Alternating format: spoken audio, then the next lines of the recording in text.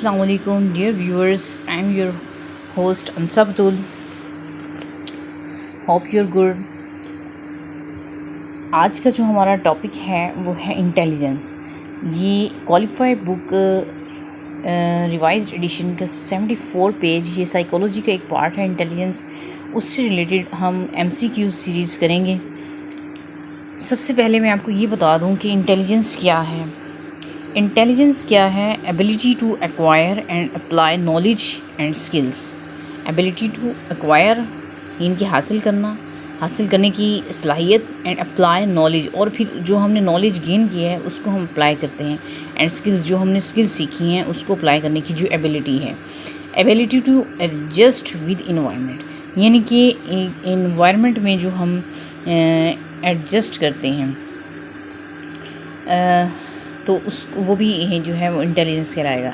Ability to learn and, यानी कि सीखने की ability, and ability to carry out abstract reasoning, यानी कि एब्स्ट्रैक्ट रीजनिंग यानी कि अनविजिबल थिंग्स के बारे में जो हमारी थिंकिंग होती है, थॉट होता है, उसके बारे में जानने की जो एबिलिटी है उसको क्या कहते हैं? इंटेलिजेंस।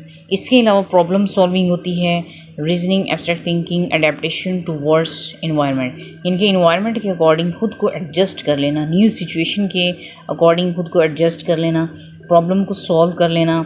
और इसके अलावा जो है ability to learn, ability to acquire knowledge, ability to acquire skills, ये सारे जो है वो इंटेलिजेंस की डेफिनेशंस में ही आता है। तो चलते हैं हम फर्स्ट क्वेश्चन की तरफ। फर्स्ट क्वेश्चन है, group factor theory is related to. Group factor theory जो है वो किससे रिलेटेड है? Thorndike, Hall, Binet, Thurstone. Thorndike ने जो दी थी मल्टी फैक्टर थ्योरी, और बिने जो है उसने इंटेलिजेंस के बारे में टेस्ट किया था। थ्रस्टन लुइस थ्रस्टन जो थे, लॉजिक थ्रस्टन, इन्होंने ग्रुप फैक्टर थ्योरी दी थी। ग्रुप फैक्टर थ्योरी मैं थोड़ा सा आपको इसके बारे में इंट्रोडक्शन दे दूं कि ग्रुप फैक्टर थ्योरी जो है वो थ्रस्टन ने पेश की थी। अमेरिकन साइकोलॉजिस्ट थे। उनका लाइफ स्पैन जो है वो 1887 टू 1955 था, और वो डिसएग्री करते थे स्पेयरमैन्स थ्योरी। तो स्पेयरमैन्स की थ्योरी जो है वो 2 फैक्टर थ्योरी थी और 3 फैक्टर थ्योरी थी, और उससे जो है वो डिसएग्री करते हैं। इन्होंने 7 प्राइमरी मेंटल एबिलिटीज़ के बारे में बात की। इन्होंने 56 टेस्ट जो है वो कंडक्ट किए थे, और उसके बाद उन्होंने ये जो थ्योरी जो है वो डेवलप की। तो जो 7 एबिलिटीज़ हैं वो हैं तो डिफरेंट, बट वो रिलेट करती हैं ईच अदर, एक दूसरे के साथ वो रिलेट करती हैं। तो इसके बारे में 7 जो मेंटल एबिलिटीज़ हैं, मैं इसके बारे में आपको थोड़ा सा बता देती हूँ कि उन्होंने किस चीज़ के बारे में बात की। कि वर्बल कम्प्रीहेंशन, फर्स्ट नंबर पे है वर्बल कम्प्रीहेंशन। वो क्या चीज़ है कि जैसे हम किसी चीज़ की डेफिनेशन बयान करते हैं, या किसी वर्ड की स्पेलिंग हम बताते हैं, या किसी चीज़ के बारे में हम अवेयरनेस दिलाते हैं या एक्सप्लेनेशन करते हैं, तो वो वर्बल कम्प्रीहेंशन है। सेकेंड है वर्बल फ्लुएंसी या वर्ड फ्लुएंसी, यानी कि जो हम राइट करते हैं, रीड करते हैं, स्पीक करते हैं, तो वो है फ्लुएंसी, यानी कि कितनी रवानी के साथ हम जो है हमारी जो एबिलिटी है हम राइट कर रहे हैं या उसको स्पीक कर रहे हैं। थर्ड है न्यूमेरिकल एबिलिटी। न्यूमेरिकल एबिलिटी में क्या होता है कि हम कैलकुलेशन कैसे करते हैं, अर्थमेटिक के क्वेश्चंस, प्रॉब्लम सॉल्विंग, ये जिसमें न्यूमेरिकल वैल्यूज़ होती हैं, तो उसको सॉल्व करने की जो एबिलिटी होती है वो न्यूमेरिकल एबिलिटी कहलाती है। 4 नंबर पे है परसेप्चुअल स्पीड। परसेप्चुअल स्पीड क्या है कि हमारे सामने कोई चीज़ है, हम उसको परसीव कर रहे हैं, यानी कि उसको समझ रहे हैं, और या हम रिकग्नाइज़ कर रहे हैं। विजुअल थिंग्स को रिकग्नाइज़ करना वो परसेप्चुअल स्पीड कहते हैं। और इसके लिए एक टर्म यूज़ हुई है, प्रूफ रीडिंग।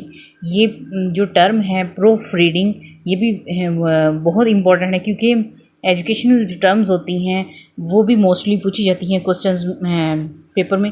प्रूफ रीडिंग जो है PROFREADING, प्रूफ रीडिंग क्या चीज़ होती है कि errors find out in written material, यानी कि जो हमारे पास एक रिटन मटेरियल है उसमें से हमने जो एरर्स निकालनी हैं और उसको करेक्ट करना है, वो क्या कहलाएगा? Process proof reading. तो परसेप्चुअल स्पीड के लिए भी ये एक टर्म यूज़ की गई है, जिसमें ये है कि अगर आपके सामने विजुअल थिंग्स हैं और आपने उसको रिकग्नाइज करना है, उसमें से मेरिट्स और डिमेरिट्स देखने हैं, तो इस चीज़ को प्रूफ रीडिंग कहेंगे। 5 एबिलिटी उन्होंने बताई थी रीजनिंग की, जो हमने पढ़ा हुआ है inductive reasoning and deductive reasoning. Inductive reasoning जो होती है स्पेसिफिक टू जर्नल होती है, और डिडक्टिव रीजनिंग जो होती है जर्नल टू स्पेसिफिक होती है। तो इसमें जो है इंडक्टिव रीजनिंग की उन्होंने बात की कि जैसे कि एक लेटर दे दिए और कहा कि इसको सीरीज़ में पहले जो है वो कम्प्लेक्स टू सिंपलिस्टिक की तरफ, सिंपल टू कम्प्लेक्स हम जाते हैं कि सिंपल चीज़ें देखेंगे फिर उसके बाद कम्प्लेक्सिटी होगी। तो 6 नंबर पे है spatial ability, SPATIAL, spatial ability. ये है विजुअल शेप्स या जैसे कि पज़ल होती है, और इसके अलावा जो है स्पेटियल 3 डायमेंशनल शेप्स होती हैं, उसके बारे में उसको समझने की एबिलिटी। 7 नंबर पे जो है वो मेमोरी। मेमोरी में क्या होता है, हम रिकॉल करते हैं, रिकॉग्नाइज करते हैं, मेमोराइज़ करते हैं, और चीज़ों को रिकॉग्नाइज करने के बाद उनको मेमोराइज़ करते हैं।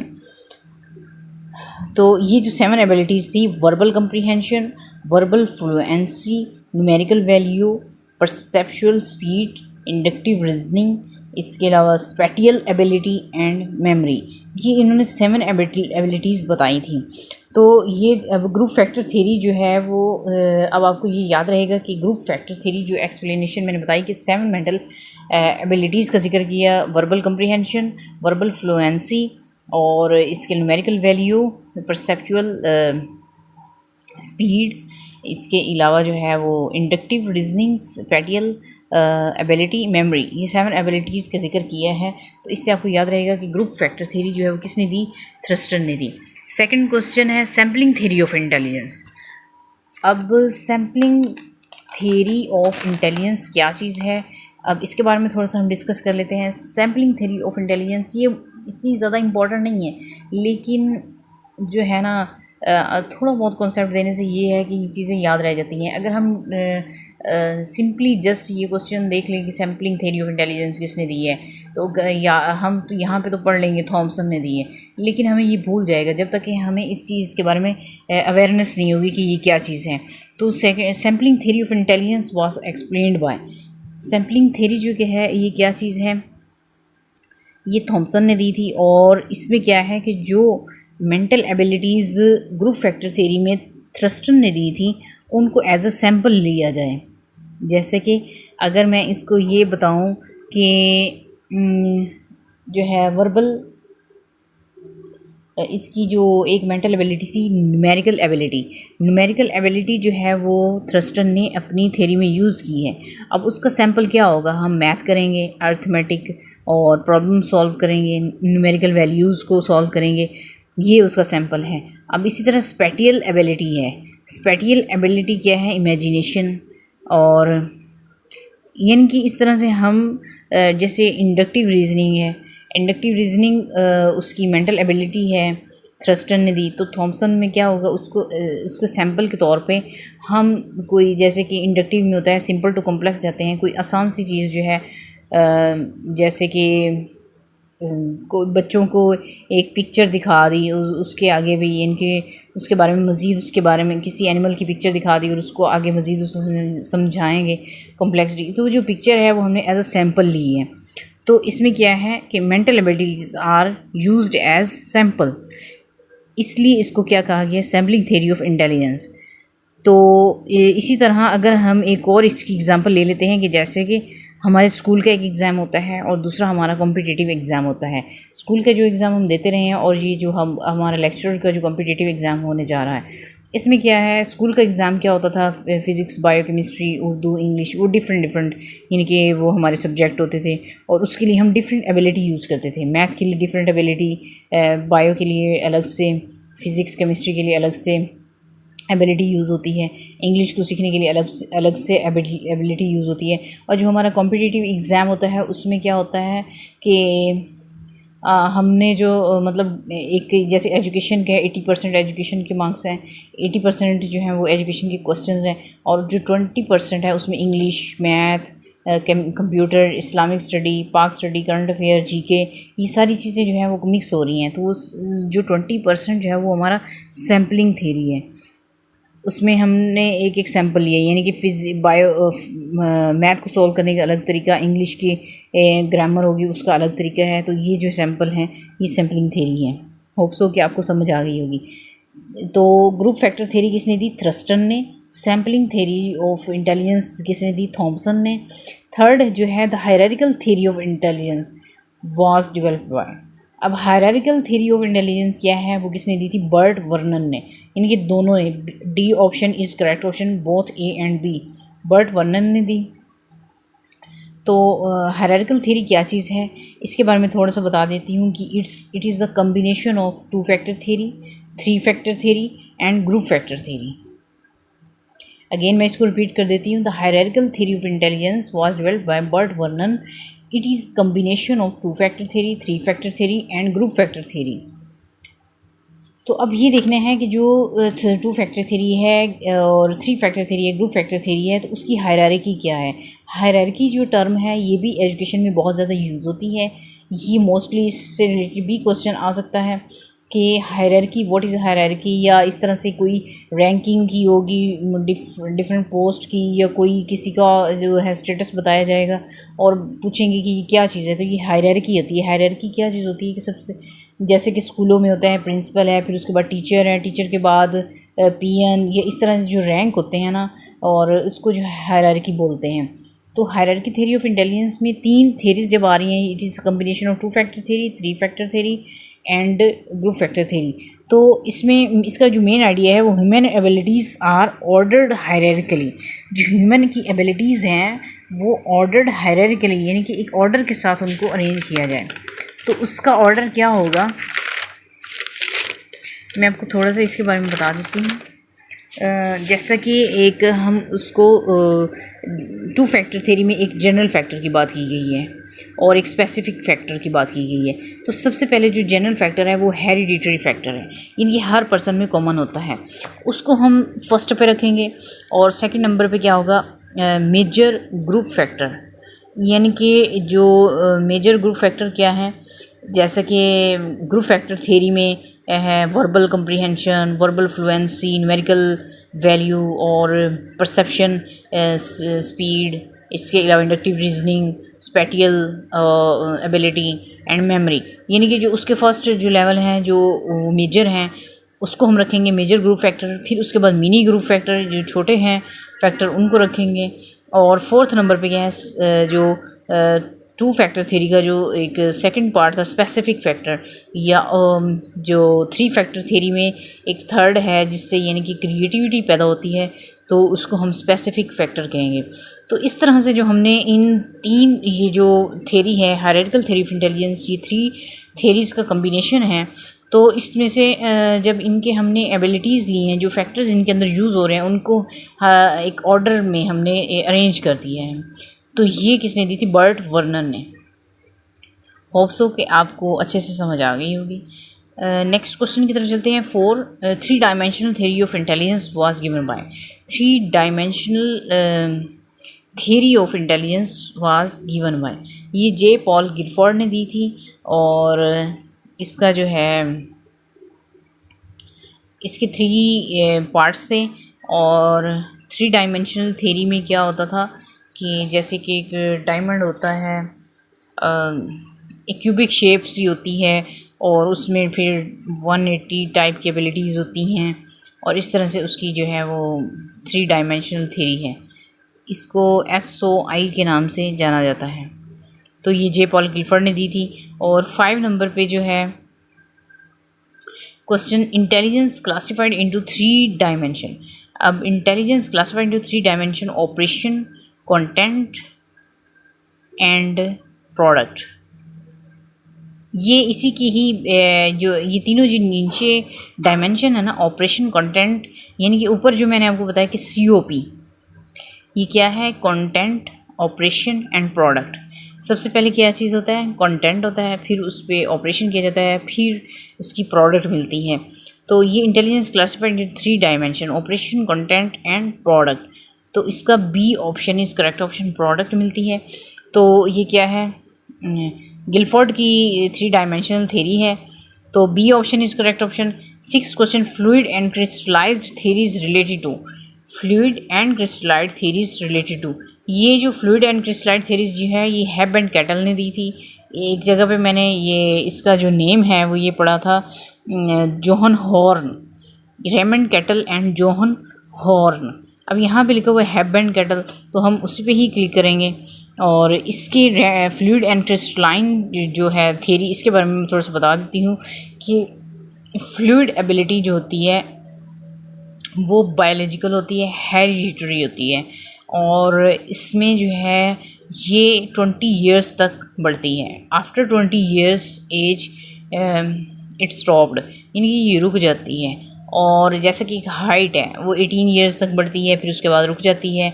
और इसके अलावा यानी कि जो फिज़िकली चेंजेस जो आ रही होती हैं और वो एक वक्त के बाद जो है वो रुक जाती हैं। तो ये जो है इंटेलिजेंस में जो है वो जो हमें हेरिडिटरी इंटेलिजेंस है, यानी कि जो वालिदैन की तरफ से जो हमें ज़हानत विरासत में मिलती है वो एक टाइम लिमिटेड होती है, उसके बाद वो डिक्रीज़ होना शुरू हो जाती है बजाय इंक्रीज़ होने के। और इसके अलावा ये इनेट होती है, और ये जब हमारा चाइल्डहुड होता है तो उससे ज़्यादा होती है और बाद में जो है ये डिक्रीज़ होना शुरू हो जाती है। इसको हम यूज़ कर सकते हैं न्यू सिचुएशन में। सबसे पहले क्या मैंने बताया कि फ्लूइड जो है ये एक हेरिडिटरी इंटेलिजेंस है, पेरेंट्स की तरफ से जो हमें इंटेलिजेंस मिलती है उसको फ्लूइड इंटेलिजेंस कहा जाएगा। और इसके अलावा जो है ये है कि ये 20 ईयर्स के बाद जो है डिक्रीज़ होना शुरू हो जाती है, जब हम बच्चे होते हैं तब ये बढ़ती है। और न्यू सिचुएशन में या स्ट्रेंज सिचुएशन में हम इसको यूज़ करते हैं, जैसे कि कोविड-19 आया तो उसमें हमने अपनी इंटेलिजेंस को यूज़ किया, तो इससे रिलेटेड एग्जांपल इसकी क्या मैंने आपको बताई कि हाइट है, ये एक 18 ईयर्स तक इंक्रीज़ होती है, उसके बाद रुक जाती है। तो क्रिस्टलाइन जो होती है वो लर्नड होती है, एक्वायर्ड होती है, यानी कि इन्वायरमेंट से, और ये हेरिडिटरी नहीं होती है, इन्वायरमेंटल होती है, इन्वायरमेंट से हम गेन करते हैं। और ये till death, birth to death ये इंक्रीज़ होती है। और इसकी एग्जांपल ये है कि जैसे कि हम वोकेबलरी होती है हमारी, हम वोकेबलरी सीखते हैं तो वो डे बाय डे हमारी वोकेबलरी इंक्रीज़ होती है। ये जीके हम सीख रहे हैं तो हमारे जो जीके हैं वो डे बाय डे इंक्रीज़ हो रहा है, यानी कि ये ऑन गोइंग डेवलपमेंट है टिल डेथ, और ये इंक्रीज़ होती रहती है जब तक हमारी एज है। तो होप्स हो कि ये आपको समझ आ गई होगी अच्छी तरीके से। तो ये फ्लूइड एंड क्रिस्टलाइन थ्योरीज थी। 7th क्वेश्चन है, fluid general ability thoughts appear in the form of a central nervous system as a, यानी कि फ्लूइड जनरल एबिलिटी थॉट्स यानी कि appears in the form of a central nervous system. जो general ability है fluid में ये intelligence की, वो कहाँ पे सेंट्रल नर्वस सिस्टम में होती है। तो ये क्या होती है, जेनेटिक पोटेंशियलिटी, यानी कि मैंने आपको बताया कि जेनेटिक है, यानी कि हेरिडिटरी है, बायोलॉजिकल है, यानी कि नेचुरली है। The B option is correct option। 8th question है, William Wundt the first experimental psychologist was from Germany का था। 9th question, the first intelligence test was develop in the year 1905 में develop हुआ था test. The first intelligence test 1905 was made by Alfred Binet and Simon, उन्होंने किया था। D option is correct option. 11th question है, the since when psychologist have been trying to understand the concept of intelligence, यानी कि कब से जो है वो इंटेलिजेंस के कॉन्सेप्ट समझ रहे हैं, तो ये since the end of the 19th century. 12th question है, who said intelligence the general ability, बेंगॉस, टर्मन और स्पेयरमैन, ये तीनों ने ही कहा था। D option is correct option. 13th question, who said intelligence is the power of discrimination and selection. Discrimination की बात आ रही है, डिस्क्रिमिनेशन वो होता है कि फ़र्क करना, यानी कि जैसे कि इंडिविजुअल डिफरेंसेस की बात है कि हर इंडिविजुअल दूसरे इंडिविजुअल से डिफरेंस है, तो इसकी बारे में बात की थी फ्रांसिस गाल्टन ने। B option is correct option. 14 question, who said intelligence is the power of combination parts, यानी कि पार्ट्स को कंबाइन किया जाता है, तो इसकी पावर है इंटेलिजेंस, एम बेंगॉस ने कहा था। C option is correct option. 15 question, who said intelligence is regarded as the power of attention, ये जो है ये पावर ऑफ अटेंशन है, स्टाउट ने कहा। C option is correct option. Next question जो है वो 16, according to Terman intelligence is the ability to carry out, ये एक मैंने डेफिनेशन आपको पहले भी बताई कि intelligence is the ability to carry out, यानी कि जारी रखना है एब्स्ट्रैक्ट थिंकिंग को। एब्स्ट्रैक्ट थिंकिंग यानी कि अनविजिबल चीज़ों के बारे में हमारा थॉट परसेप्शन, ये चीज़। C option is correct option. 17 question, intelligence is the ability and capacity to reason well and to be self critical, यानी कि अच्छे से रीज़न देना और क्रिटिसाइज़ करना खुद से। B option is correct option. 18 question, intelligence is the essence of, intelligence किस चीज़ का एसेंस है कि इनहेरिटेड एबिलिटीज़ हैं कि हमें पेरेंट्स से मिलती है और फिर इन जो है वो माहौल्स के अकॉर्डिंग जो है वो हमारी चेंज होती है, इंक्रीज़ होती है। 19, intelligence is the ability to understand problems characterized by, intelligence understand problems कैसी होती हैं, हर प्रॉब्लम जो डिफ़िकल्ट भी होती है, कॉम्प्लेक्स भी होती है, एब्स्ट्रैक्टनेस भी होती है, तो all of these. 20 question, the unifactor theory of intelligence was presented by, अब ये एक न्यू थ्योरी आ गई है यूनिफैक्टर, यूनी का मतलब ये होता है वन, यूनिफैक्टर थ्योरी यानी कि एक फैक्टर ऑफ इंटेलिजेंस, ये किसने दी थी, अल्फ्रेड बिने ने 1905 में। इसको सिंगल फैक्टर भी कहते हैं और सिंगल ट्रेट भी कहते हैं, सिंगल फैक्टर भी कहेंगे, सिंगल एंटिटी भी कहेंगे, और इसको जनरल एबिलिटी भी कहते हैं। और इसको इसमें एक यूनिफैक्टर थ्योरी में क्या है कि एक एबिलिटी होती है जिस जनरल एबिलिटी, तो इसको जनरल एबिलिटी जो है अल्फ्रेड बिने ने ये बात की कि हर इंसान के अंदर जो है वो जनरल एबिलिटी पाई जाती है, तो यानी कि कुछ ना कुछ करने की सलाहियत होती है। 21 question, the two factor theory of intelligence is related to, two factor theory जो है वो स्पीयरमैन ने दी थी, चार्ल्स स्पीयरमैन। इसमें उन्होंने क्या कहा था, अल्फ्रेड बिने ने जस्ट जनरल एबिलिटी के बारे में बात की थी, और to factor theory of intelligence में चार्ल्स स्पीयरमैन कहता है कि जनरल एबिलिटी के साथ साथ स्पेसिफिक एबिलिटी भी होती है, जैसे कि एक जनरल एबिलिटी क्या है कि कोई जो क्रिकेटर है वो खेल सकता है, वो कोई भी खेल सकता है, लेकिन अगर वो क्रिकेट में अच्छे से प्ले करता है तो वो उसकी स्पेसिफिक एबिलिटी है। तो इसका जो है चार्ल्स स्पीयरमैन ने दी थी। Two factor theory of intelligence has two factors, one is the general factor and the other is specific factor. B option is correct option. 23 question, two factor theory was developed in, two factor theory जो है 1904 में develop हुई, और 24 three factor theory of intelligence was developed in. अब यहाँ पे थोड़ी सी confusion ये है, मुझे भी थी और बहुत से एस्पायरेंट्स को भी हो रही होगी कि क्या चीज़ है। पहले मैं भी यही समझती थी कि ये थ्री फैक्टर थ्योरी जो है वो ट्राईआर्की थ्योरी कहलाती है, बट आज मैंने इसको जो है कन्फर्म किया कि थ्री फैक्टर थ्योरी जो है ऑफ इंटेलिजेंस वो भी चार्ल्स स्पीयरमैन ने दी थी और 1904 में ही दी थी। अगर यहाँ पे 1904 का ऑप्शन नहीं है तो आप 1911 पे ही टिक करेंगे। और जो ट्राईआर्की थ्योरी जो है वो रॉबर्ट स्टर्नबर्ग ने दी थी, वो और थ्योरी है।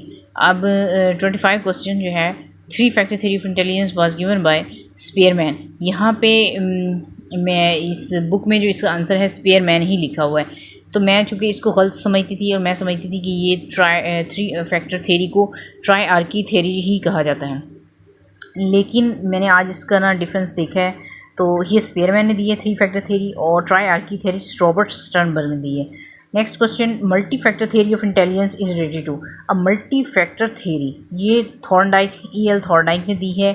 इसके 3 स्टेप्स हैं, social, concrete, abstract, social, concrete and abstract. और यानी कि सोशली इंट्रैक्शन होता है पहले और फिर कंक्रीट चीज़ों के बारे में इंसान जांचता परखता है और फिर एब्स्ट्रैक्ट थिंकिंग आती है। तो ये मल्टी फैक्टर थ्योरी थॉर्नडाइक ने दी है। और अगर आ जाए कि मल्टीपल फैक्टर थ्योरी तो वो एडवर्ड हॉवर्ड गार्डनर ने दी थी। मल्टीपल फैक्टर थ्योरी, यहाँ पे मल्टी फैक्टर है, जस्ट मल्टी की बात की है, मल्टी फैक्टर ये थॉर्नडाइक ने दी है। और मल्टीपल फैक्टर थ्योरी आ जाए तो वो हॉवर्ड गार्डनर ने दी है। 27 question, primary and common factor theories explain the. Primary and common factor जो होता है उसको क्या कहते हैं, यूनिफैक्टर थ्योरी, यानी कि प्राइमरी भी होता है और कॉमन भी होता है, और उसको क्या कहेंगे, यूनिफैक्टर थ्योरी। और इसके अलावा 28 question, primary mental abilities appear in. अब मेंटल एबिलिटीज़ यहाँ पे क्वालिफाई गाइड में इसका आंसर जो है वो ए दिया गया है, मल्टी फैक्टर थ्योरी। और मल्टी फैक्टर थ्योरी जो है वो उसमें मेंटल एबिलिटीज़ का नहीं, स्पेसिफिक एबिलिटीज़ का जिक्र किया गया है, लेकिन यहाँ पे इसका ऑप्शन डी जो है वो मुझे करेक्ट लगता है। प्राइमरी मेंटल एबिलिटीज़ की बात जो है ग्रुप फैक्टर थ्योरी में की गई है, तो D option is correct option. 29 question, the positive correlation process is followed by. Positive को रिलेशन प्रोसेस जो है वो किससे फॉलोड होता है? कॉमन फैक्टर से। यहाँ पे एक साइड पे मैंने जो लिखा है फ्लाइंग इफेक्ट। फ्लाइंग इफेक्ट क्या है कि जो हम टाइम के साथ साथ जो हमारे आईक्यू जो है वो इंक्रीज़ होता है एक्सपीरियंसेस की बिना पर, तो इसको हम फ्लाइंग इफेक्ट कहते हैं। 30 question, the above figure depicts the above figure जो है वो किस चीज़ को डिपिक्ट कर रही है? Multi factor theory.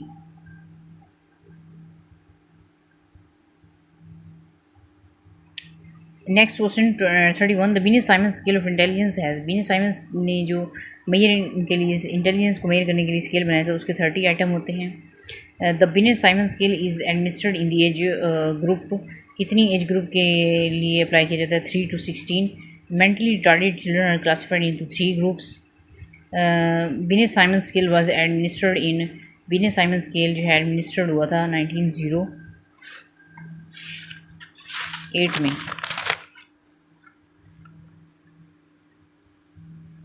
1908। 35 क्वेश्चन है, items in Binet Simon scale 1908 number.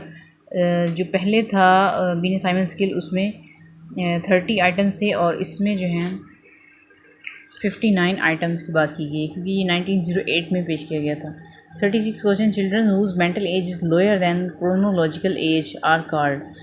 बच्चे जिनका मेंटल एज जो है वो कम है क्रोनोलॉजिकल एज से आर कॉल्ड, उनको क्या कहा जाता है? यानी कि जो उनकी क्रोनोलॉजिकल एज क्या होती है, जो हमारी एज होती है, एक्चुअल एज होती है, जैसे कि 18 ईयर्स, 20 ईयर्स, 25 ईयर्स, ये हमारी एज है क्रोनोलॉजिकल एज। उससे जो कम है मेंटल एज बच्चे, वो किस कैटेगरी में आते हैं? तो ये एक पूरा एक टेबल बना हुआ है इसका इंटेलिजेंस का। तो 0 to 25 जो होती है वो इंटेलिजेंस, उसमें इडियट की कैटेगरी आती है, और 25 से 49 जो है इम्बिसाइल होते हैं, और 50 to 69 जो है उनको मोरन कहा जाता है, फीबल होते हैं, फीबल माइंडेड होते हैं और मेंटली रिटार्डेड। तो इसका जो करेक्ट ऑप्शन है retarded. Children whose mental age is lower than chronological age. Chronological यानी कि जिस्मानी एज से कम जहानत का बच्चा है, जैसे कि एक 15 साल का बच्चा है लेकिन वो 9 ईयर के बच्चे वाले क्वेश्चन को सॉल्व करने के काबिल है, तो उसकी जो मेंटल एज होगी वो 9 ईयर बनेगी ना, लेकिन क्रोनोलॉजिकल एज उसकी 15 ईयर है, तो वो मेंटली रिटार्डेड बच्चा कहलाएगा। D option is correct option. इसके अलावा जो है वो जो होता है 140 एंड उस अबव, वो जीनियस बच्चों की कैटेगरी में आता है, और 70 to 79 जो है वो बॉर्डर लाइन होती है, यानी कि बॉर्डर लाइन सेंटर में लाइन आ रही है, उससे ऊपर वाले जो हैं वो जीनियस हैं, सुपर हैं, वेरी सुपर हैं, और जो उससे नीचे हैं 70 से वो बिलो एवरेज, एवरेज, और इस तरह से idiot, moron and imbecile category में आते हैं। 37 question, the last revision of Binet Simon scale was done in. Last revision जो हुई थी इसकी बीने साइमन स्केल की 1911 में हुई। 1911 में, 1908 में हुई, फिर 1911। 38 क्वेश्चन है, आई क्यू इक्वल है mental as divided by chronological S multiply 100। जो आई क्यू है, आई क्यू किसका एप्लीकेशन है? Intelligent question. एम ए क्या चीज़ है? Mental as. नीचे सी ए क्या है? Chronological S multiply 100। तो ये जो एक फार्मूला है, the above equation was developed bye, ये जो इक्वेशंस की बात की यहाँ पे की उन्होंने बी ने। अब जो यहाँ पे मैं आपको क्लियर करती जाऊँ, जो मेंटल एज है वो इसकी जो टर्म दी थी बीने ने, और आई क्यू जो है वो आई क्यू इंटेलिजेंस क्वोशंट का जो कॉन्सेप्ट है वो विलियम स्टर्न ने दिया था, और जो 100 इसमें ऐड किया था वो लुइस टर्मन ने इसके अंदर ऐड किया था। अगर फाइनल वो कहें कि ये फार्मूला जो है, फार्मूला की शेप किसने दी, तो वो लुइस टर्मन होगा। अगर लुइस टर्मन का जिक्र ना हो और बीने लिखा हो तो फिर आपने बीने पे टिक करना है। 39 question, German revision of Binet Simon test was published in the year. यानी कि जो बीने साइमन पर जर्मनी वालों ने रिवीजन की थी वो 1913 में की थी। और 40 क्वेश्चन जो है, German revision of Binet Simon test was published by Hall, Hall ने उसको पब्लिश किया था। 41 Stanford revision 1916 was published. Stanford revision यानी कि टर्मन, इसको टर्मन ने की थी, पब्लिश किया था स्टैनफोर्ड रिवीजन। बीने साइमन की जो स्किल था उसको स्टैनफोर्ड यूनिवर्सिटी में रिवाइज करवाया गया, तो वो बीने टर्मन ने किया। 42 question. Minnesota Preschools is administered to the age group. Minnesota Preschools scale is administered to the age group half to 5 years old children के लिए होता है, half to 5 years old. अल्स्टाइना पिक्चर वोकेबलरी टेस्ट किसके लिए था? किसने डेवलप किया था? वैन ने. अल्स्टाइना पिक्चर वोकेबलरी टेस्ट वैन ने किया था. Drawing a man test Goodenough ने किया था. Progressive matrices were called were develop by Raven ने इन्हें डेवलप किया था. Wechsler child intelligence scales WCIS Wechsler child intelligence scales जो है वो किसने बनाया? 1949 में डेवलप हुआ. Wechsler child intelligence scale is administered to the age group. ये कितनी एज के बच्चों के लिए यूज़ होता है? 5 year old. Wechsler child intelligence scale 1949 और 5 years. The standardization of Wechsler child intelligence scale was made on 2200 children पर किया गया था. Next question 49.